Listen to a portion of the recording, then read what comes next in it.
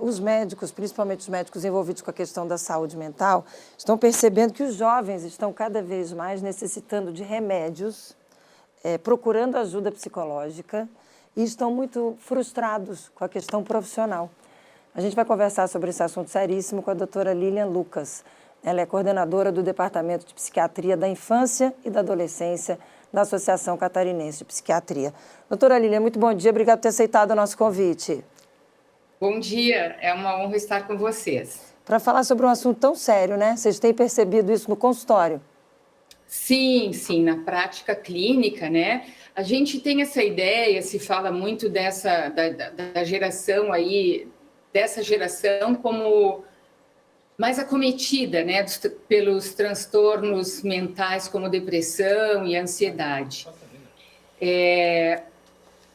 Pelas pesquisas, realmente essas estatísticas vêm aumentando, geração após geração, nas últimas gerações. Não se sabe claramente por que isso está acontecendo, mas é uma tendência, já era uma tendência antes da pandemia e com certeza aumentou muito no pós-pandemia, né? As estatísticas de depressão em jovens dobraram depois da pandemia. Antes da pandemia, a gente já vinha lidando com questões como frustrações, como tu disseste, em relação a expectativas frustradas de que bastava uma faculdade para conseguir um emprego, o isolamento. Mas a gente não, como eu te disse, a gente não sabe ainda, mas a gente tem uma ideia de que algumas coisas que acometem essas gerações influenciam, como, por exemplo, o fato delas já terem nascido na era digital, né? Hiperconectadas, e que a influência dessas novas tecnologias, inclusive no isolamento dessas gerações, possa, sim, ter algum tipo de influência. Ô, doutora Lilian, me chamou a atenção uma frase que a senhora me disse, quando a gente bateu aquele bate-papo prévio, né? Todo mundo sabe aqui que eu faço a pré-entrevista, quando a senhora disse assim, as famílias estão doentes. Achei essa frase tão forte. É isso, Márcia. Nós estávamos nos referindo ao que a gente tem visto aí dramático, né? Nesse pós e ainda um pouco pandemia, né? Que a gente quase que está virando psiquiatras de família, né? Os psiquiatras da infância e adolescência, porque as famílias estão muito adoecidas. Geralmente, o pai traz um dos filhos para a gente, mas a gente vai ver o outro também está com depressão, o outro está com ansiedade ou com transtorno alimentar, os próprios pais muito adoecidos. As famílias nessa pandemia estão muito adoecidas. Eu nem sei se chamar de pós-pandemia ou não ainda, né? Mas as famílias estão muito doentes. E aí eu queria lhe pedir uma ajuda para quem está agora em casa nos acompanhando. Hoje é segunda-feira, início do dia, início da semana. Se por acaso alguém parou para prestar atenção nesse nosso bate-papo, se vê nessa situação, está com filhos, adolescentes assim, está se sentindo assim, o que deve fazer? Olha, Márcia, com certeza procurar ajuda profissional, né? Principalmente ficar atento para alguns sinais que a gente diz que são de risco, né? O isolamento, por exemplo, próprio dos jovens, que é ficar um pouco no quarto. O jovem sai para estar com os amigos quando ele está bem, socializar, agora que isso é permitido, né? Mas falar de si mesmo em termos negativos, ficar sem expectativas de vida, sem planos para o futuro, triste, irritado a maior parte dos dias, quase todos os dias, por um período de pelo menos 2 semanas ou mais, isso significa que esse jovem pode estar com um quadro depressivo. E aí tem que procurar ajuda, né? No sistema de saúde, para quem não tem acesso à medicina privada, no posto, mas não ficar com o filho doente em casa e não ter preconceito e não deixar o estigma que ainda cerca o adoecimento mental, impedir que essa condição seja tratada, porque são situações que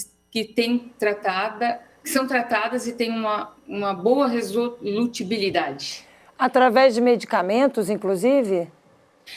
Muitas vezes nem são necessários medicamentos. Uma abordagem psicoterápica pode ser o suficiente, mas quando são quadros mais graves, a gente pode precisar da medicação, junto com abordagens que a gente chama de psicoterápicas, né? que é de enfrentamento do problema, de apoio da pessoa a achar outras estratégias para lidar com aqueles sintomas.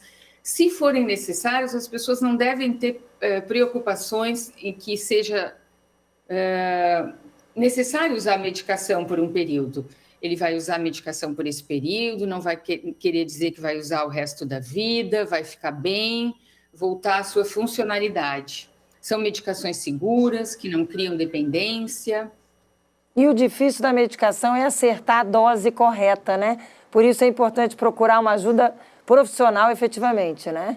Exatamente, né? Se possível de um psiquiatra, porque são acertos finos, nem sempre a pessoa responde a primeira medicação que é usada, depois a gente começa com uma dose baixinha e vai acertando essa dose para aquela pessoa, vai vendo se ela tem junto com sintomas depressivos alguma comorbidade, se já está com transtorno do sono, por exemplo, né? Então, tem que ser um profissional em que a pessoa confie, né? Doutora Lília, a senhora já falou aí da questão do Sistema Único de Saúde, mas eu queria entrar mais nesse assunto, porque eu sempre que faço aqui alerta, chamando a atenção da população para que se cuide, para que procure ajuda, eu fico preocupada se as pessoas saírem procurando ajuda, se elas vão de fato encontrar. Existe atendimento público para quem procura atendimento nesse sentido, na questão da saúde mental? Uma mãe que está agora nos vendo, se ela resolver e conseguir convencer o filho jovem, adolescente, a procurar ajuda, ela vai chegar no local e vai ser atendida? A realidade não é tão bonita como nós gostaríamos, né, Márcia? Toda essa rede de psiquiatria é deficitária ainda e muito, e piora muito quando nós chegamos na parte de infância e adolescência. Mas o que nós temos são ambulatórios nos CAPs infantis, nós temos em Florianópolis, São José, nas arredores, né? Temos um ambulatório, pelo que eu sei, no Hospital Infantil, Joana de Guzmão, mas se também os pais não procuram, não se cria essa demanda, essa necessidade, fica essa demanda reprimida, né? Por outro lado, de acordo com a Organização Mundial de Saúde, um médico geral pode atender os casos de depressão num primeiro momento e encaminhar os casos mais complexos, né? Claro que isso é mais difícil quando a gente fala de crianças e adolescentes. Então, aí a gente ainda tem muito a ser feito em termos de estrutura de saúde pública. E isso é um reflexo em todo o Brasil, que a senhora também faz parte, a senhora é vice-coordenadora desse mesmo departamento que é da Associação Catarinense, a senhora é na Associação Brasileira de Psiquiatria. Isso é uma realidade nacional? É uma realidade nacional, não é tão diferente assim, mesmo em países desenvolvidos, ainda tem muito a ser feito. Claro que em países como o nosso, em desenvolvimento, a realidade é mais dura, mas nós aqui no sul, no Brasil, ainda temos uma realidade privilegiada perto do resto do Brasil, Márcia. E para fechar, doutora Lília, a questão dos transtornos alimentares, qual é o alerta também para pais e mães que estão nos acompanhando?